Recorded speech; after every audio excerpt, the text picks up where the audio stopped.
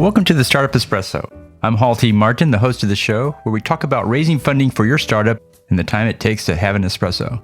I hope you enjoy this episode. Hello, this is Hall T. Martin with the Startup Funding Espresso, your daily shot of startup funding and investing. Investors calculate their returns using metrics such as ROI and IRR. So what's the difference? ROI is the return on investment without respect to time. IRR is the internal rate of return, which is return on investment with respect to time. If I invest $100,000 and 5 years later I receive a return of $300,000, then my ROI is 3x. If I receive my return 10 years later, my ROI is still 3x. The same scenario with IRR gives a different result for each case as it takes into account time of return. In this case, the 5-year return yields a 25% IRR, while a 10-year return yields a 12% IRR. So how do you calculate IRR? We can use an Excel spreadsheet for that.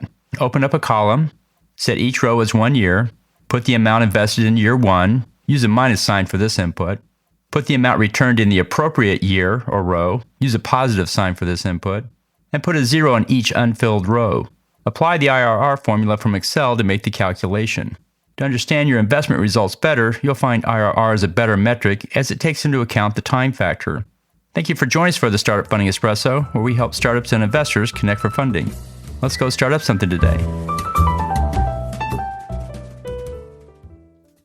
Hall T. Martin is the director of Investor Connect, which is a 501c3 nonprofit dedicated to the education of investors for early-stage funding. All opinions expressed by Hall and podcast guests are solely their own opinions and do not reflect the opinion of Investor Connect. This podcast is for informational purposes only and should not be relied upon as a basis for investment decisions.